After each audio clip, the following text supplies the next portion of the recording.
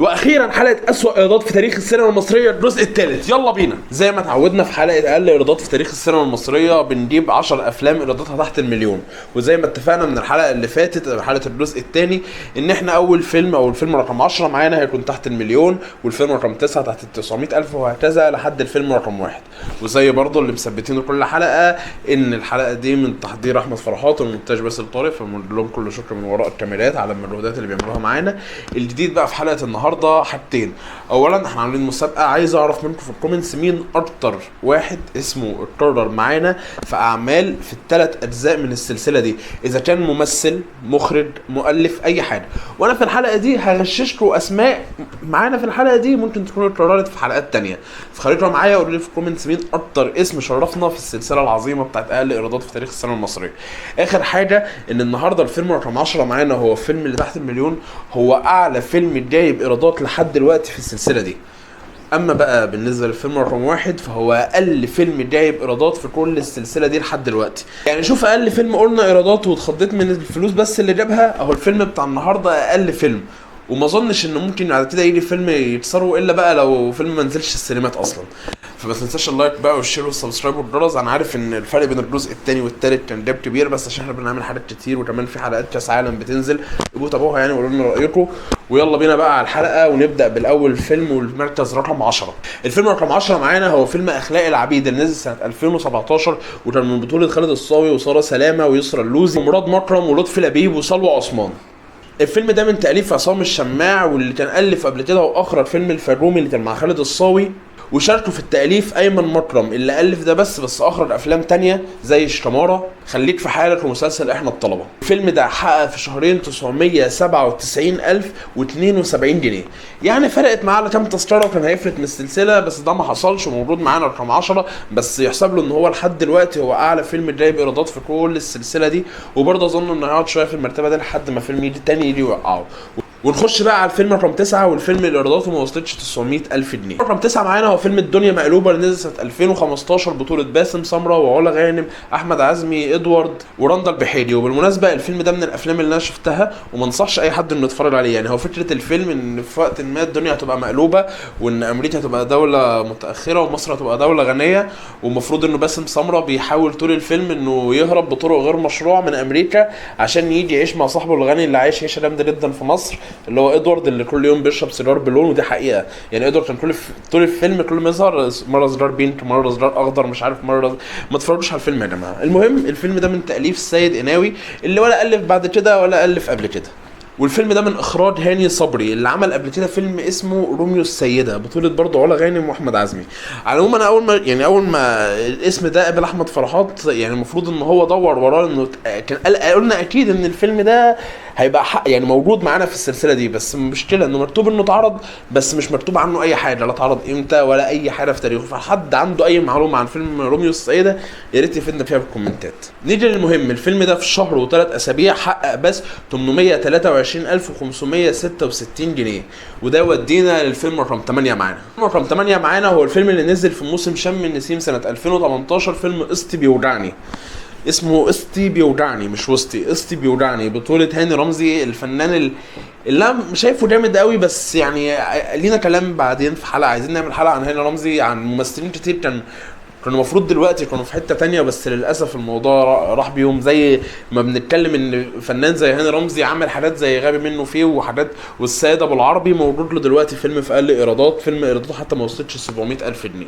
المهم الفيلم ده زي ما قلنا بطولة هاني رمزي وحسن حسني الله يرحمه ومايا نصري ومصطفى ابو سريع ومعتز الدمرداش. ايوه هو معتز الدمرداش، ده هو المذيع معتز الدمرداش، مش ممثل، هو معتز الدمرداش يعني. والمناسبة الفيلم ده من تأليف وإخراج إيهاب لمعي، اللي يبقى برضه يعني بالمناسبة يعني يبقى جوز مايا نصري اللي موجودة في نفس الفيلم، واللي عمل قبل كده فيلم نظرة عين وفيلم نوم التلات برضه مع هاني رمزي وفيلم على الهوا. الفيلم بتاعنا في شهرين واسبوع حقق بس 746,799 جنيه، وبالمناسبه الفيلم ده في الاسبوع قبل الاخير حقق 200 جنيه، وفي الاسبوع الاخير حقق 150 جنيه. عشان كده قلنا لازم نعمل حلقه عن هاني رمزي. فيلم هاني رمزي حقق في اسبوع 150 جنيه يا جماعه. طبعا التذكره اصلا 100 جنيه، مش عارف ايه ال 50 جنيه دي. برضه ما هو فشار دايما في فشار، يعني هو حسبه من كتر ايرادات الفيلم السيئه حط فشار الفيلم ده. هيعمل ايه طيب؟ هو ممكن هاني رمزي وهو داخل يتفرج على فيلم لوحده يعني ما خدش العيله حتى، هو اللي دخل في الاسبوع ده دخل وطلب فشار. وهاني رمزي شخصيا دخل الفيلم في الاسبوع الاخير يعني هو عارف انه فيلم مش حلو. نخش على الفيلم رقم 7 يا جماعه. الفيلم رقم 7 وبرضه فيلم من الافلام اللي انا كنت شفتها، فيلم اسمه خانة اليك، نزل سنه 2016. الفيلم ده ما شفتوش في السينما الصراحه، انا ما شاركتش في الايرادات اللي هو حققها دي يعني الصراحه، انا شفته على النت عادي. الفيلم ده بالمناسبه من الافلام اللذيذه يعني، هو في قصه كده غموض كده لذيذه يعني لطيفه، وبرده في اسماء جامده جدا يعني.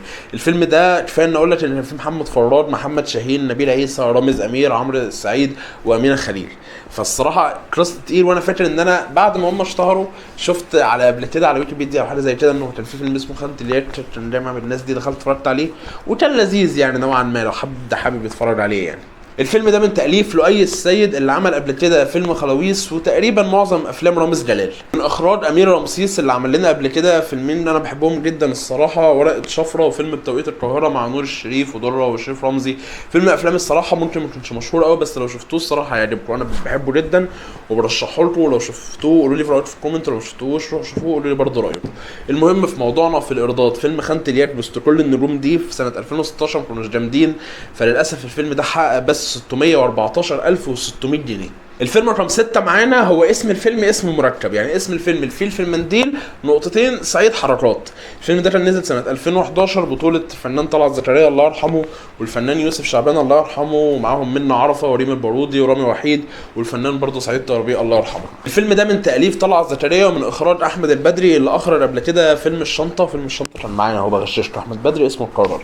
وعلى فكرة برضه الفيلم ده المخرجه المساعده بتاعته كانت ساره وفي اللي عملت لنا قبل كده فيلم على وضعك برضه كان معانا، او اسماء بتتكرر وبغششك عد وقول لي في الكومنتات زي ما قلنا. قبل بس ما نقول الايرادات اللي حققها الفيلم ده، الفتره دي كان في مشاكل ما بين طلعت زكريا والثوار في 2011 بسبب تأييده لحسني مبارك، وكان الفيلم ده اتحط على البلاك ليست واتعملت له ساعتها حمله مقاطعه على الفيسبوك، فما اتعملوش ايرادات جامده قوي يعني. المهم ان الفيلم ده في شهر و3 اسابيع حقق بس 555,320 جنيه عشان يكون موجود معانا في المركز السادس في افلام اللي ما وصلتش لحتى 600,000، ونخش بقى على المركز الخامس. الفيلم رقم 5 معانا هو فيلم الكهف اللي نزل سنه 2018، كان من بطوله مارد المصري، محمود عبد المغني، ابراهيم نصر، روجينا، ومي سليم، وحمدي الوزير، ومن تاليف سامح سر الختم. اتمنى نكون بقول اسمه صح يعني. واللي قدم لنا برضه افلام قبل كده كانت لذيذه زي هو في ايه وعوكل وشبه منحرف والمش مهندس حسن، والمسلسل بتاع محمد سعد الصراحه اللي انا بحبه جدا، مسلسل فيه فقطات. والفيلم ده من اخراج امير شوقي وده كان اول تجربه اخراجيه ليه. المهم الفيلم ده في شهر بس حقق 443,402 جنيه. ايه ال 2 جنيه دول؟ ما تقوليش في شهر. لو جاب قلم جاف هو داخل، لو شهر نايم من العطار مش هيجيبوا 2 جنيه دول كيس مناديل. كان في حد دخل الفيلم عنده برد. الفيلم رقم 4 معانا هو الفيلم اللي نزل سنه 2018 والفيلم اللي تحت اسم جده نحنوح. يالا المفاجأة ان فيلم اسمه جده نحنوح موجود معانا في قائمة زي دي، من بطولة مصطفى ابو سريع اللي اتقال اسمه قبل كده معانا لو انتوا فاكرين، مدحت تيخة صاحب واحد من اسوأ الافلام اللي اتعمل لها مراجعات في تاريخ القناة وهو فيلم بحبك، ياسر التوبجي، محمد ثروت، ايمان السيد، وحمدي الوزير لسه قايل اسمه من شوية في الحلقة عمال اغششك اهو. ومن تأليف جوزيف فوزي اللي قدم لنا قبل كده فيلم الرجل الأخضر اللي برضه كان معانا، ومن إخراج سيف يوسف. بالمناسبة جوزيف فوزي وسيف يوسف عملوا مع بعض قبل كده عمر خريستو فيلم اسمه سرايا حمدين مع سامح حسين، مش عارف ايه ده. المهم الفيلم او الحاجه اللي اسمها جده نحنوح دي حققت في شهر 382,832,000. احلى حاجه في الفيلم ده الايرادات اللي حققها 382,832 عالمي يعني، اظن اتسحب قصد، وبرده في 2 جنيه بتوع المناديل. الفيلم رقم 3 معانا هو فيلم من الافلام على فكره المشهوره نسبيا لانه بيتعرض كتير جدا على روتانا السينما، هو فيلم سمكه وصناره اللي نزل سنه 2017 ومن بطوله كريم قاسم وامير صلاح الدين ورحمه حسن واحمد حلاوه الله يرحمه وميس حمدان. وبالمناسبه الفيلم ده من الافلام اللي انا بحبها الصراحه. الفيلم ده من تأليف محمد قرار اللي شارك في تأليف الجزء الاول والثاني من احسن اعظم السيتكوم. يلا يا عم الحاج، يلا يا عم الحاج، احنا ناقصين لمخه في الكلام. السيتكومات اللي جم في تاريخ مصر او اعظم سيتكوم، يا ريتني قلت اعظم سيتكوم على طول والله. اعظم سيتكوم تقريبا جه في تاريخ مصر هو في سيتكوم راجل وست ستات.